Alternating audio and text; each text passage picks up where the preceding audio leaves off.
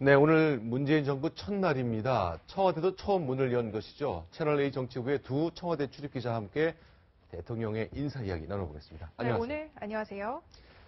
자, 조각 준비 이거 언제부터 한 겁니까? 뭘 열흘 전부터 얘기를 들었다는 얘기가 나왔던데 준비가 좀 됐었나 보군요. 네, 사실 이제 문재인 대통령 이제 1강 복주 체제가 계속되면서 캠프에서도 비밀리에 인사 작업을 했습니다.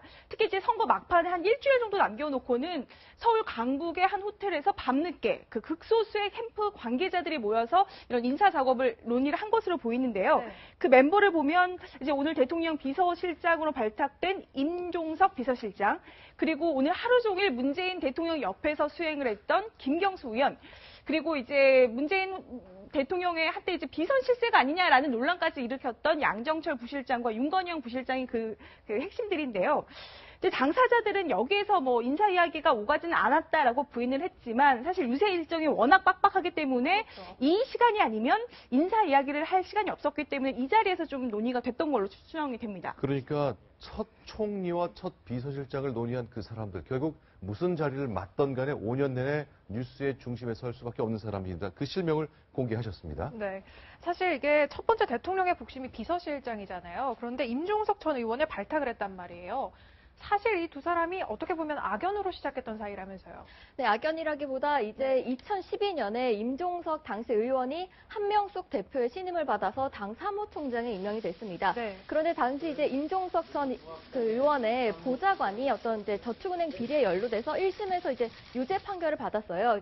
몇 년 있다 이제 대법원에서는 무죄를 확정이 됐는데, 당시 이제 비리 인사라는 이유로 이해찬 의원 그리고 문성근 최고 등 혁신과 통합이 이제 반대를 했습니다. 왜 임종석 의원을 사무총장을 시키냐고. 그리고 이제 문재인 이제 대통령이 당시 혁신과 통합의 상임 대표였어요. 그래서 한명숙 당시 대표를 찾아갔고 결국 임종석 이제 의원이 당시에 사무총장을 사퇴를 했습니다. 그래서 이제 임종석 이제 비서실장 말에 따르면 당시에 문재인 대표가 굉장히 미안해했고 그래서 그 이후에도 본인을 종종 챙겨줬다 이렇게 마음에 말을 했습니다. 있었다. 네, 그렇습니다. 근데 제가 좀 이해 안 되는 게요. 어쨌건 사무총장을 다 그만뒀으니까 미안할 수는 있습니다. 그러나 미안하다고 자기 비서실장으로 그것도 대선 후보 때 한번 대통령이 된 뒤에 청와대 비서실장을 시켰단 말이죠.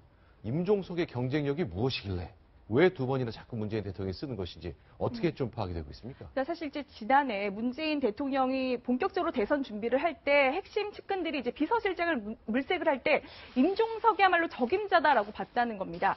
그 2달 정도로 임종석 실장을 이제 설득을 한 것으로 알려져 있는데 이제 문재인 대통령 실제로 여러 번 봐도 존댓말을 쓸 정도로 굉장히 무뚝뚝한 성격이거든요. 아, 자기가 대통령 비서실장을 쓸 사람한테도 나이 차이가 13살로 제가 계산을 해봤더니 나오는데 네. 계속 존댓말을 높여 썼다 그 얘기군요. 네. 근데 이제 측근들은 문재인 후보에게는 이런 무뚝뚝한 문재인 후보에게는 좀 친구 같은 참모가 필요하지 않을까라고 이제 생각을 했고 그게 임종석 실장이 적임자라고 이제 판단을 했다는 겁니다.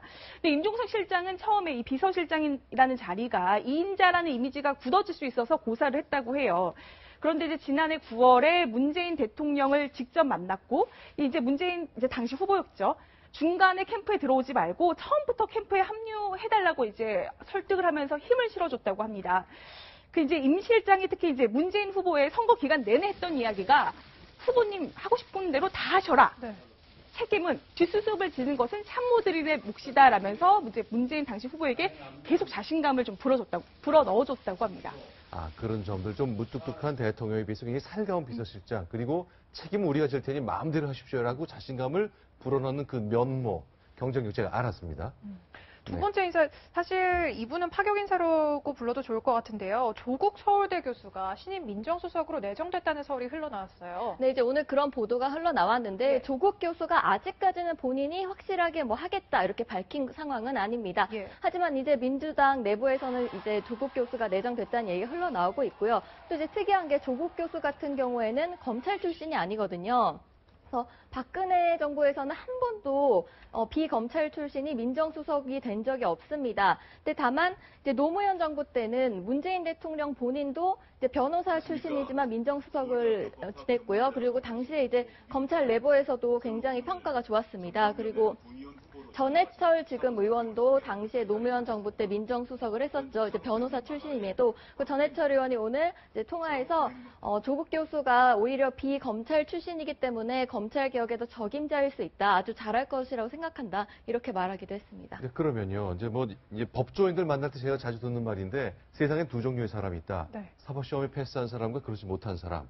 근데 이제 조국 교수는 서울법대 나오고 법대 교수를 하고 있습니다만 이제 사법시험 보지 않았고 학자의 길을 걸었던 사람인데 검찰 개혁을 주로 맡기기 위해서 검찰과 좀 거리가 있는 사람을 썼다. 그렇게 보는 건 맞습니까? 네, 좀 그런 측면도 있고, 좀 네. 개인적으로도 문재인 대통령이 조국 교수를 굉장히 좀 신뢰하는 것으로 알려져 있습니다.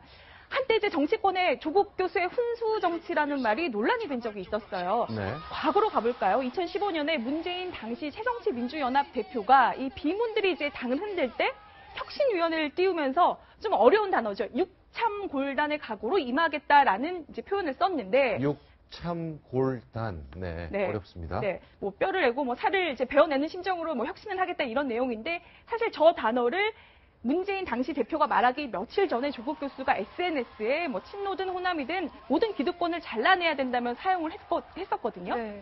사실 이제 조국 교수는 2012년 대선 때도 문재인 후보를 지지하기로 했었어요. 그때 영상을 한번 보실까요? 변화가 필요하다고 생각하신다면 문재인을 찍으십시오. 이번 선거가 우리의 삶, 우리 부모의 삶, 우리 자식의 삶을 바꿔놓을 것입니다. 문재인 대통령 같은 경우는 적폐 청산의 대상, 특히 권력기관을 뽑고 있는데 그중에서도 첫 번째로 검찰을 뽑고 있거든요. 조국 네. 교수가 좀 흔들리지 않고 검찰 개혁을 해낼 적임자라고 판단한 것이 아닐까 이렇게 생각이 듭니다. 네, 문재인 정부 출범 오늘 첫날입니다. 오늘 청와대 출입 기자로서 청와대를 직접 보고 대통령을 보았던 두 기자, 잠시 얘기를 좀 계속 나눠보겠습니다.